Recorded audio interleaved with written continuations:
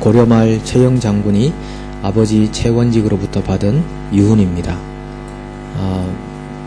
요즘 종말이 가까울수록 물질 중심으로 더욱 살아가게 되고, 또 문명이 발달하면 발달할수록 물질의 가치를 생명의 가치처럼 여기는 세상이 되고 있습니다. 물질 때문에 죽고, 물질 때문에 관계를 깨고, 물질 때문에 영혼을 팔아버리는 그런 시대가 아닌가 생각합니다. 소위 이것을 떡의 전쟁의 시대라고도 표현하지 않습니까? 더 많은 떡을 가지기 위해서, 더 많은 재화를 가지기 위해서 얼마나 많은 치열한 경쟁을 하며 살고 있습니까? 사람에게는 얼마만큼의 땅이 필요한가? 톨스토이의 작품이죠. 어떤 사람이 열심히 달려갔다가 돌아오는 땅만큼은 모두 주겠다는 제안을 받고 최선을 다해 뛰어갑니다. 해가 지기 전에 들어와야 되는데 가다 보니까 너무 멀리 가서 이제 해가 지기 전에 빨리 돌아와야 되니 더 열심히 뛰어오다가 결국은 숨을 거두고 말았습니다. 그리고 그는 고작 한 평 남짓한 땅에 묻히고 말았죠. 그래서 톨스토이는 사람에게 필요한 땅은 한 평 남짓 되는 땅이다 하는 것을 말함으로써 욕심 부리지 말라는 이야기를 그 작품을 통해 해준 겁니다. 욕심 잉태한즉 죄를 낳고 죄가 장성한즉 사망을 낳느니라. 욕심이 결국은 우리의 인생을 망친다라는 것입니다. 욕심의 원래 원어의 뜻은 악한 것에 대한 열망이라는 것입니다. 악한 것을 열망하는 것이 욕심이다라는 거죠. 근데 초대교회 공동체는 이 욕심을 극복한 공동체였습니다. 저는 본문에다 보시면 자기 재물을 조금이라도 자기 것으로 여기지 않았다. 자기 재물을 자기 것으로만 여기는 것, 이건 욕심이라는 것입니다. 그러나 초대교회는 자기 재물을 자기 것으로 조금이라도 여기지 않았다. 욕심을 극복했던 공동체였습니다. 내가 얼마나 열심히 땀 흘려 벌고 모은 재산인데, 그리고 그것을 가두고 있는 것, 그것은 욕심이며 그 원어상 뜻인 악한 일에 대한 열망으로 생각해 볼 수 있는 거죠. 사도행전 2장 42절 이하에도 보면 초대교회 공동체의 모습을 설명해 주고 있는데 한번 같이 읽어보겠습니다. 그들이 사도들의 가르침을 받아 서로 교제하고 떡을 떼며 오로지 기도하기를 힘쓰니라. 오늘 좀 성경 구절을 많이 함께 나눌 텐데요. 여기 보면 초대교회 공동체의 모습이 네 가지의 모습. 어느 일에 열중했는가 하면 서로 가르침 받고 열심히 배웠고요. 그 다음에 열심히 교제하고, 열심히 떡을 떼고 성찬을 행하고, 그 다음에 열심히 기도하고, 이 네 가지가 초대교회 사람들이 행했던 그 집중했던 일이었는데, 이 네 가지 중에 여러분 다른 건 다 잘 이해가 되지만은 서로 교제했다. 이 교제라는 것이 어떤 것인가 좀 궁금하지 않습니까? 이 교제라는 말의 원래 원어가 코이노니아라는 말입니다. 코이노니아였다. 이 코이노니아는 나누었다라는 것입니다. 함께 나누고 사귀었다라는 그런 의미입니다. 이 코이노니아, 나눔에는 두 가지의 종류가 있습니다. 수직적인 코이노니아, 그 다음에 수평적인 코이노니아가 있는 거죠. 이제 수직적 코이노니아는 하나님과의 교제, 하나님과의 사귐, 하나님과의 나눔을 의미하는데, 요한일서 1장 3절을 보시면 우리가 보고 들은 바를 너희에게도 전함은 너희로 우리와 사귐이 있게 하려 함이니 우리의 사귐은 아버지와 그 아들 예수 그리스도와 함께 함이라. 아버지와 예수 그리스도와의 사귐, 이것을 코이노니아로 표현하는 것입니다. 그래서 우리에게는 늘 이 수직적인 코이노니아가 필요한 것이죠. 하나님과 주 예수 그리스도와의 코이노니아가 늘 우리에게 필요하다는 것이죠. 그리고 또 우리에게 필요한 것은 수평적인 코이노니아입니다. 이웃들과 사람들과의 코이노니아인데, 이웃들과의 코이노니아도 두 가지로 나누어지는데 영적인 코이노니아가 있고 물질적인 코이노니아가 있는 것입니다. 영적인 코이노니아를 보시면 로마서 15장 27절입니다. 함께 읽어보겠습니다. 저희가 기뻐서 하였거니와 또 또한 저희는 그들에게 빚을 진 사니 만일 이방인들이 그들의 신령한 것을 나누어 가졌으면 육신의 것으로 그들을 섬기는 것이 마땅하니라. 이방인들이 유대인들로부터 신령한 것을 나누어 가졌다면 이제 이방인들은 유대인들을 위해서 육신적으로 물질적으로 섬겨야 된다, 이렇게 얘기하는 겁니다. 신령한 것을 나누어 가졌다, 이것은 하나님의 은사를 이방인들에게 나누어 준 것, 이런 영적인 교제, 영적인 사귐을 의미하는데 이것은 영적인 코이노니아를 의미하는 것이고, 또 사람과 사람 간의 물질적인 코이노니아도 우리에게 절대적으로 필요합니다. 로마서 12장 13절, 성도들의 쓸 것을 공급하며 손 대접하기를 힘쓰라. 성도들의 쓸 것을 공급한다고 할 때 그것이 바로 변형어니 코이노네오라는 단어로 쓰여진 겁니다. 성도들이 성도들을 위해서 필요한 것들을 나누어 가지고 베푸는 것, 이것이 물질적인 코이노니아라고 하는 것입니다. 그래서 초대교회는 이런 영적인 코이노니아, 물질적인 코이노니아, 수평적 코이노니아에 힘썼고, 그리고 하나님과의 수직적 코이노니아에 아주 집중했던 그런 교회였습니다. 어떻게 해서 이 예루살렘 교회가 이런 코이노니아 하는 교회가 되었는지 본문을 통해 잠깐 살펴보겠습니다. 33절을 보시면은 사도들이 큰 권능으로 주 예수의 부활을 증언하니 무리가 큰 은혜를 받아, 이렇게 합니다. 사도들은 부활의 메시지를 증거했습니다. 그리고 무리들은 큰 은혜를 받았습니다. 어떤 은혜를 받았을까요? 아, 죽음이 끝이 아니구나. 예수께서 죽음을 극복하시고 승리하셨구나. 그러면 우리도 죽는 것으로 끝나지 않구나. 우리에게도 부활과 영광의 내세가 있구나. 아, 우리에게 그 영광의 내세가 이미 이 땅에서 시작되었구나. 그러면 그 죽음 이후의 내세라는 것은 현세와 어떤 연관이 있을까? 아, 현세 우리가 어떻게 하는가가 내세를 결정할 수 있는 것이구나. 이런 은혜들, 이런 결론들을 그들 속에 가지게 되었을 것입니다. 그리고 사도들이 부활의 역사를 증거할 때 예수님의 하셨던 말씀들을 전달해 주지 않았겠습니까? 예수님은 많은 말씀을 하셨는데 그 중에 많은 부분들이 너희가 살고자 하면 죽을 것이요 죽고자 하면 살 것이다. 현세와 내세가 역전되는 그런 이야기들을 많이 하셨던 것입니다. 그리고 하나님과 재물을 겸하여 섬길 수 없느니라. 또 부자 청년에게는 내 소유를 팔아 가난한 자들에게 나누어 주라. 그러면 하늘에서 상이 있을 것이다. 그리고 너는 와서 나를 따르라. 이런 수많은 말씀들을 하셨던 그 말씀들을 가지고 사도들이 부활의 역사를 증거했을 것입니다. 그리고 무리들은 큰 은혜를 받았고 그들이 결정했던 일이 이 33절 이하에 34절 이하에 나오는 거죠. 그 중에 가난한 사람이 없으니 이는 밭과 집 있는 자는 팔아 그 판 것의 값을 가져다가 사도들의 발 앞에 두매 그들이 각 사람의 필요를 따라 나누어 줌이라. 은혜를 받은 초대교회 무리들이 결정을 하고 자기의 소유를 팔아 사도들의 발 앞에로 가져왔다는 것입니다. 부담스럽지 않습니까, 여러분? 오늘 강단에서 무슨 말씀이 나올지 좀 예측되지 않습니까? 지금 지갑에 지금 자물쇠가 막 달리고 있지 않습니까? 사도들이 증거했던 이 메시지에 무리가 은혜를 받아서 자기의 재물을 자기 것이라 하지 않고 소유를 파는 일들이 일어나기 시작했습니다. 예수님께서 하셨던 비유 중에 38개의 비유 중에요 16개가 이 재물과 돈에 대한 비유입니다.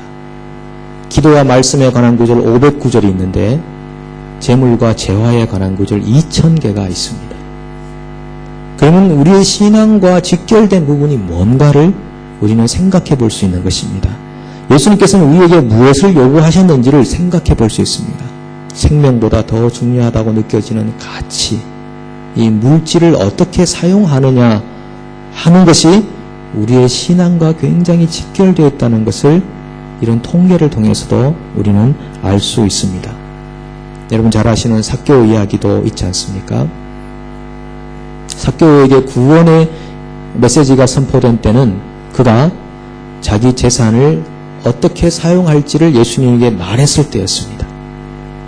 내 재산의 절반을 가난한 사람들에게 나누어주고, 그리고 내가 나머지 절반을 놔두는 이유가 있습니다. 내가 토색한 일이 있으면, 내가 빼앗은 일이 있으면 4배나 갚겠나이다. 그것을 위해 남겨둔 나머지 절반의 재산이 있는 거죠. 그러니까 재물을 사용하는 그 삭개오의 모습을 보시고 예수님께서 이 사람 참 은혜를 받은 사람이구나, 하나님의 구원이 여기에도 임했다, 이 사람이 아브라함의 자손이 되었다, 이렇게 선포하시는 것을 우리는 봅니다. 사도들의 증거를 듣고 큰 은혜를 받은 무리들 아래 나타난 현상은 가난한 사람이 없어졌다라는 것입니다. 여러분, 은혜 받으면 공동체 안에 가난한 사람이 없어지는 것입니다. 지금 이 무리들이 집과 밭을 팔아서 가져왔다, 이것은요, 자기 생계수단을 다 팔았다는 건 아닙니다. 사람들에게는 자기 스스로 자기의 삶을 영위해야 될 책임이 있습니다. 자기 생계를 다 팔아버리는 건 아닙니다. 자기에게는 여분의 땅과 그리고 없어도 되는 그런 밭을 팔아서 사도들의 발 앞에 가져온 것입니다. 이것은 여러분 공산주의를 말하는 것이 아닙니다. 모든 재산을 다 한꺼번에 모아서 공동하게 분배하는 그런 공산주의를 말하는 것도 아닙니다. 그리고 강제적인 집행도 절대 아닙니다. 모든 무리가 다 그렇게 한 것도 아닙니다. 정말 은혜를 받고 자발적인 마음이 생긴 사람들이 자기에게 있는 여분의 땅과 밭을 처분해서 사도들의 발 앞에 가져왔고, 그것을 가난한 사람들을 위해 나누어 줌으로써 더 이상 공동체 안에 가난한 사람이 없어지게 되었던 초대 교회였습니다. 정말 우리가 여러분 은혜 받았다 말씀 많이 하지 않습니까? 참 은혜 받았습니다. 참 은혜롭습니다. 지갑이 열리지 않으면 은혜 받은 증거는 없습니다. 굉장히 추상적이고 어떤 면에서는 공상적인 신앙생활이 될 수 있습니다. 감상적인 신앙생활이 될 수 있습니다. 그래, 은혜 받아서 충만해. 그런데 점점 내 소유는 닫히는 겁니다. 그건 은혜 받은 게 아닙니다. 스스로 감정에 취해 있는 것입니다. 정말 우리가 은혜 받은 사람인지, 정말 우리가 하나님 말씀 안에 있는 사람인지, 하나님의 백성인지는 우리가 정말 하나님과 견줄 만한 그 재물을 어떻게 사용하느냐 하는 것에 달려있다는 것입니다. 이 성 어거스틴이 이렇게 말했습니다. 이 탐욕과 사치에 대해서 이렇게 말합니다. 탐욕은 뭐라고 말합니까? 탐욕은 너 자신을 위해 아껴라. 너의 자녀를 위해 아껴라. 내가 도움을 필요로 할 때 누구도 너에게 도움을 주지 않을 것이다. 순간을 위해 사용하지 말라. 너의 미래에 대해서 생각하라. 탐욕은 그렇게 말하는 겁니다. 쓰지 마. 자녀들 줘야지. 아무도 너 안 도와줄 거야. 너의 미래를 위해 움켜쥐고 있어. 이렇게 말하는 거죠. 반대편에서 사치는 뭐라고 하냐면은 네가 살아있을 때 누려야 된다. 너 자신을 잘 돌봐라. 네가 언제까지나 살아있을 것이라고 장담할 수 없기 때문이다. 사치는 그래서 자기를 위해 펑펑펑 재물을 사용하도록 부추기는 겁니다. 보시면 탐욕과 사치가 둘 다 미래에 대한 생각 때문에 그렇게 하는 것입니다. 탐욕은 미래에 내가 쓸 것을 남겨놓아야 된다는 것 때문에 움켜쥐게 되고, 사치는 미래에 내가 존재하지 않을 건데 지금이라도 나를 위해 써야 된다라고 물질을 사용하게 되는 것을 말하는 거죠. 성경은 이 탐욕과 사치의 관점을 얘기하지 않습니다. 성경은 미래는 부활하신 주님께서 보장하실 것이니 지금 내가 가지고 있는 재화와 재물을 이웃을 위해 사용하라. 이것이 성경이 우리에게 말해주는 것입니다. 저는 이 말씀 준비하면서요, 성경에 얼마나 많은 구절에서 이웃을 위해 베풀라, 가난한 자를 구제하라, 너의 재물을 사용하라, 이런 말씀들이 얼마나 많은지 정말 새롭게 놀라는 그런 한 주간이었습니다. 우리 신명기 15장 같이 한번 읽어봤으면 좋겠는데, 신명기 15장 7절부터 11절을 한번 우리 띄워주시기 바랍니다. 함께 읽겠습니다. 내 하나님 여호와께서 내게 주신 땅 어느 성읍에서든지 가난한 형제가 너와 함께 거주하거든 그 가난한 형제에게 내 마음을 완악하게 하지 말며 내 손을 움켜쥐지 말고 반드시 내 손을 그에게 펴서 그에게 필요한 대로 쓸 것을 넉넉히 구워주라. 삼가 너는 마음에 악한 생각을 품지 말라.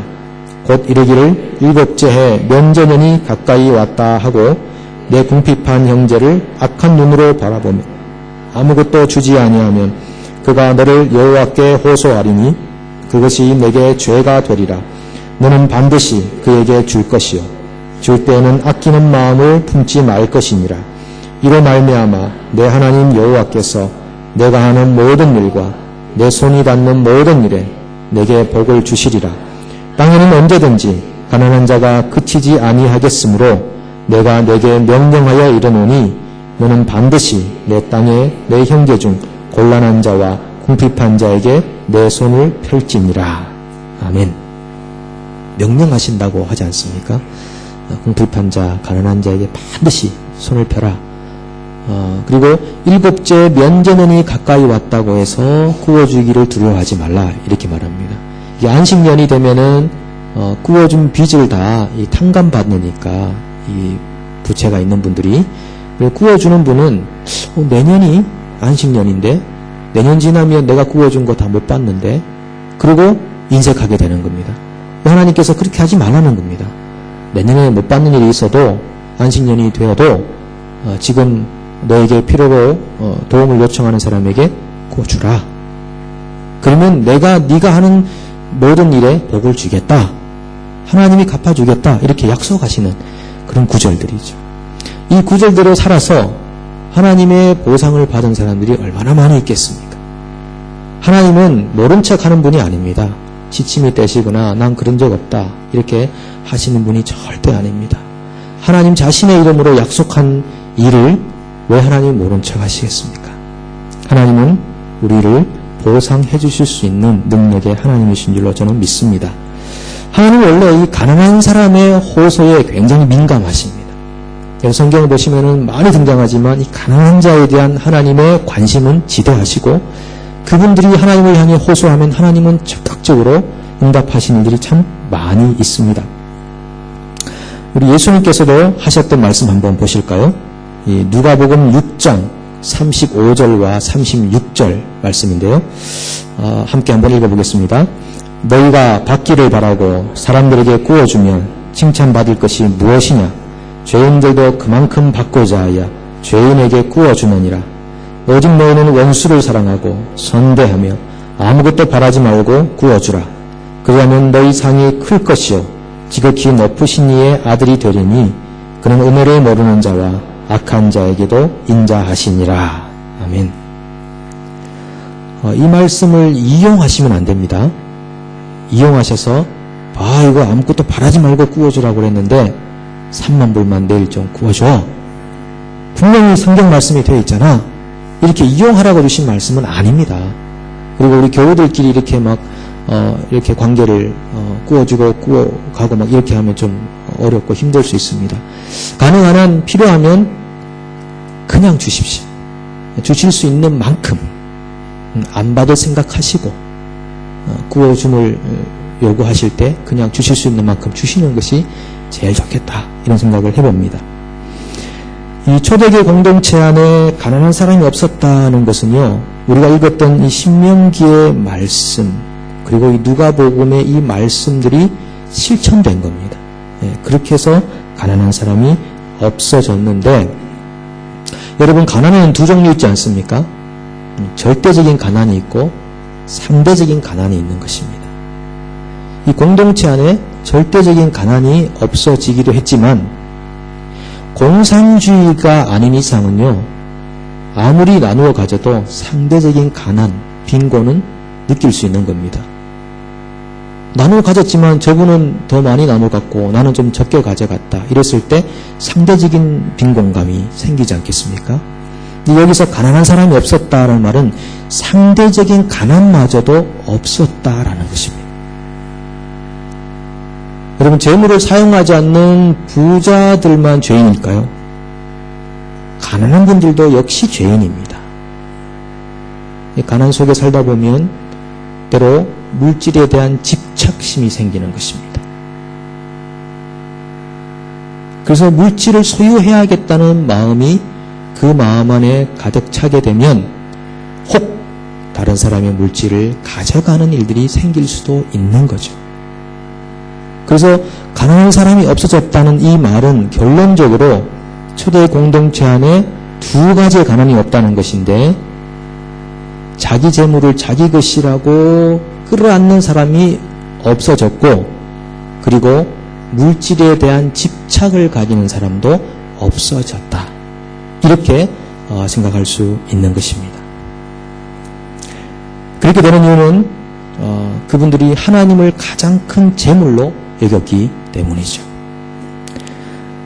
이 성 어거스틴이 또 이렇게 말합니다. 금을 원합니까?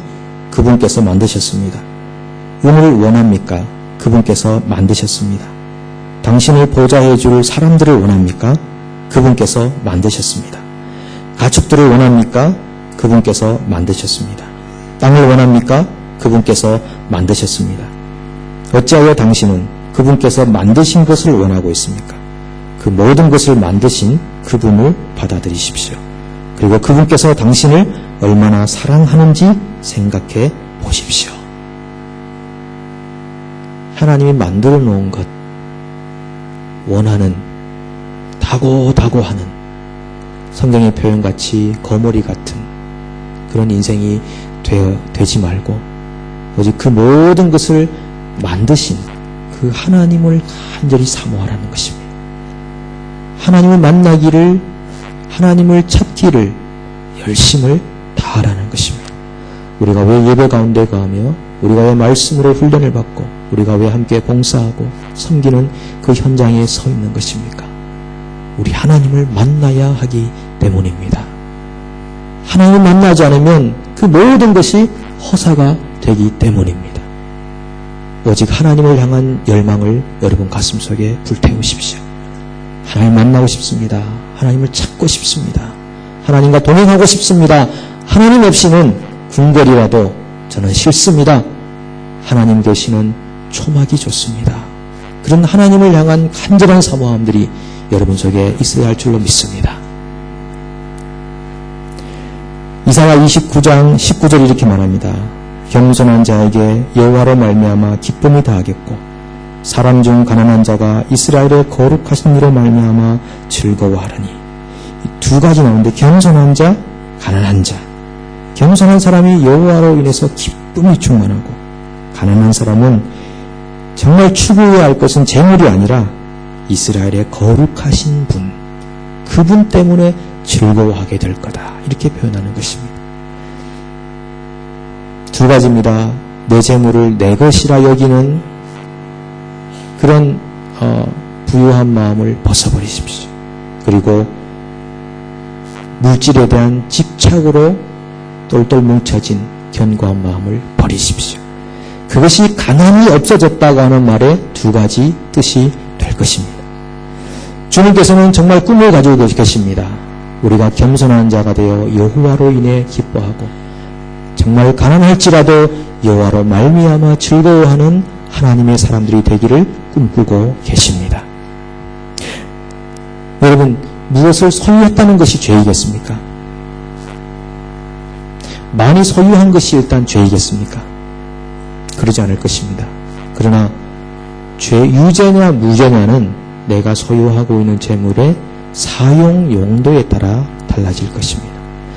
몇 가지 성경 구절을 한번 읽어볼 텐데요. 너무너무 많지만은 그 중에 몇 가지만 한번 보겠습니다. 잠언 19장 17절 같이 한번 읽어보겠습니다. 가난한 자를 불쌍히 여기는 것은 여호와께 구워드리는 것이니 그의 선행을 그에게 갚아주리라. 가난한 자를 불쌍히 여기는 건 여호와께 구워드리는 거랍니다. 여기 구워드리는 거라고 되어 있는데 구워드리는 거. 우리가 구제하면 하나님께 구워드리는 거랍니다. 정말 이런 말씀 대단한 말씀 아닙니까? 하나님이 아신다는 거죠. 그렇구나. 네가 그만큼 나한테 구워줘서 내가 갚아줄게. 하나님이 그렇게 하신다는 거죠. 잠언 11장 24절 25절 같이 한번 읽어보겠습니다. 흩어 구제하여도 더욱 부하게 되는 일이 있나니 과도히 아껴도 가난하게 될 뿐이라. 구제를 좋아하는 자는 풍족하여질 것이요 남을 윤택하게 하는 자는 자기도 윤택하여지리라. 예. 흩어 구제하여도 더 부하게 되는 일이 있답니다. 하지만 과도히 아끼는 것은 가난하게 되는 것이랍니다. 구제를 좋아하면 풍족하고요. 윤택하게 하는 자는 자기도 윤택하게 되어진다. 구제 많이 하십시오. 하나 더 읽어볼까요? 히브리서 13장 16절 같이 읽어보겠습니다. 오직 선을 행함과 서로 나눠주기를 잊지 말라. 이 같은 제사는 하나님이 기뻐하시느니라. 온 성경 구절에 막 하나님께서 선을 행하고 나눠줘라. 이 코이노니아 하라. 이렇게 말하는 거죠. 코이노니아 하는 거는 이 제사인데 하나님을 향한 예배라고 말하는 겁니다. 우리 성전에 모여서 그냥 드리는 예배가 전부가 아니고 우리의 삶 속에서 우리가 가지고 있는 것을 나누어 가지는 거, 그게 굉장히 하나님이 기뻐하시는 예배라고 표현하는 것입니다. 우리 예배는 삶 속에서 완성되는 겁니다. 여기서 시작해가지고 일주일간의 삶 안에서 완성되는 것입니다. 여러분, 중요한 것은 우리가 이 말씀을 나누었다는 것이 아니라 이 말씀을 직접 실행에 옮기는 것입니다. 정말 예수께서 여러분 인생의 주인이시라고 확신하신다면은, 하나님의 은혜가 크다고 그렇게 은혜를 확신하신다면은 여러분의 재물을 흩으십시오. 우리는 이제 살아갈 날이 더 적은 사람들 아닙니까? 살아갈 날이 더 적은 분들 아니시겠습니까? 이제는 재물을 더 이상 모으려고 하지 않았으면 좋겠습니다. 실현 불가능한 일이 될지도 모르겠습니다. 그러나 차츰차츰 여러분이 가지고 있는 재물을 어떻게 흩을까 한번 생각해 보십시오. 열심히 모으지 않으셨습니까? 자녀를 위해 주신다고요? 자녀를 위해 주시는 것은 하늘에 쌓이지 않습니다. 예수님께서 너희 보물을 하늘에 쌓아두라고 그랬거든요. 자녀를 위해 주기 위해 아껴놓은 것은 하늘에 쌓이는 것이 아닙니다. 자녀도 남이지 않습니까? 뭐 그렇게 표현할지 모르겠지만은 자녀는 남이 아닙니다. 필요한 이웃에게 우리의 재물을 흩을 때 그 재물이 하늘에 쌓인다고 예수님께서 말씀하십니다. 나중에 가시면은 하늘에 얼마나 쌓였는가 한번 확인해 보십시오. 하나님의 칭찬과 하나님의 보상이 하늘나라에서 얼마나 크게 우리에게 주어지겠습니까? 이 초대교회 무리들은 현세와 내세가 어떻게 연결되어 있는지 알았습니다. 은혜를 받았고 그것을 알아서 지혜롭게 자기들이 가지고 있는 재물을 사용하기 시작했습니다. 그래서 자기들이 이 땅에서 살았던 그 삶이 결국 내세에 하나님께 받을 칭찬과 보상이라는 것을 알았기 때문에 그들은 열심히 은혜 받은 대로 재물을 흩고 나누기 시작했습니다. 여러분 혹시 경주 최부자 이야기 아십니까? 많이 들어보셨을 것 같은데 이분은 뭐 독립운동가도 되셨고 12대가 부자였다고 하니까 보통 3대까지 가기 힘들다고 하지 않습니까? 근데 그분들이 가지고 있었던 6가지의 육훈이라는 그 훈계가 있는데 그것이 아마 그들을 12대까지의 부자로 이렇게 만들지 않았나 생각해 봅니다. 지금은 우리가 부자가 되기 위한 방법을 말씀드리는 건 절대 아닙니다. 그분들이 가지고 있던 육훈은 이런 것입니다. 과거를 보되 진사 이상의 벼슬은 하지 마라. 그리고 만석 이상의 재산은 사회에 환원해라. 흉년기에는 땅을 싸지 마라. 과객을 후하게 대접해라. 주변 백리 안에 굶어 죽는 사람이 없게 해라. 시집 온 며느리는 3년간 무명 옷을 입어라. 이런 6가지의 원칙을 가지고 살았고 일제강점 시대 때는 독립운동도 하고 또 사회사업도 하고 마지막엔 자기 산을 다 교육사업에 기부했습니다. 그래서 지금 세워진 영남대학교가 이 경주 최부자 집에서 기부한 그런 도네이션으로 세워진 돈이라는 학교라는 그런 얘기가 있습니다. 얼마나 우리가 많은 것을 내어놓을 것인가, 그것보다는요, 우리가 어떤 정신과 어떤 자세로 우리 재물을 사용할 것인가, 한꺼번에 하기 힘들면 조금씩이라도 실천에 옮겨야 되겠습니다. 우리 주위에는 그런 단체도 많고요, 그런 개인도 많습니다. 어떻게 하시든지 단체를 통해 하시든지 개인에게 하시든지 그렇게 사람들에게 나누어주기를 힘쓰십시오. 저는 가끔 우리 교우들이 어려운 분들 이렇게 몰래 이렇게 도와주시는 걸 보고 굉장히 큰 기쁨이 있었습니다. 그런 도와줌에 그리고 나누어 가짐의 역사들이 계속 우리 공동체 안에 있었으면 좋겠고, 우리는 쉽게 사람을 판단할 수 없으나 그러나 하나님은 아심으로 하나님이 아시는 그 은혜 아래서 정말 어떤 사람들에게든 어떤 한 번도 보지 않던 어떤 누구에게든 여러분들 가지고 있는 재물을 흩어서 구제하는 일에 사용하십시오. 우리 교회 방과후 하고 있는데 이 아이들은 이 점심 도시락이 정말 형편없는 아이들입니다. 얼마 전에 우리 교역자분한테 들은 얘기가 있는데, 이 오클랜드 안에 그 뉴질랜드 안에서 학교들마다 이 점심 도시락을 비교하는 일이 있었답니다. 그런데 이 부유한 학교에서는 도시락이 막 얼마나 좋은 음식들이 차고 넘치는지. 그런데 이 망가레 같은 이 지역, 이렇게 좀 소외된 지역의 도시락은 형편없다는 겁니다. 먹을 게 없어요. 그런 아이들이 이 오후에 오지 않습니까? 와서 이 아이들이 희속적으로 오는 이유 중에 하나가 간식 때문입니다. 따뜻한 음식을 먹어본 일이 잘 없거든요. 그래서 간식 먹는 그 재미라도 가지고 또 교회 마당을 밟아서 오는 것입니다. 그래서 지난주 중에 우리 집사님 한 분이 간식 봉사하신 집사님이 그 아이로부터 땡큐 카드를 하나 받았답니다. 그리고 너무 기뻐가지고 이것을 나눕니다라고 그 카드 내용을 보내주셨어요. 이렇게 적혀져 있습니다. 영어로 적혀져 있는데 제가 한국말로 통역을 해드리도록 하겠습니다. To sky인데 이 sky가 아마 하늘을 의미하는 것 같은데 어떤 의미인지는 잘 모르겠지만 heaven의 의미가 있는 것 같습니다. 우리를 위해 식탁을 차려주어서 감사합니다. 음료수, 칩스, 과일, 우유, 마일로, 그리고 내게 주신 모든 음식들 감사합니다. Yours sincerely, 조니 보이. 이렇게 해서 그 카드를 아이가 집사님에게 전달해 줬다고 합니다. 너무너무 기쁜 거죠. 맨날 말썽 부리고 말도 안 듣고 막 그런 아이인데 이렇게 감사의 편지를 전해줬다는 거 아닙니까? 그래서 하나님이 격려하시는 것 같아서 힘이 난다고 이렇게 표현하시는 집사님의 문자도 받았습니다. 사랑하는 여러분, 초대교회 공동체를 본받아서 우리 가운데에도 가난한 사람이 없도록 모두 힘써야 하겠습니다. 주위에 도움이 필요한 분 있으시면 도와주십시오.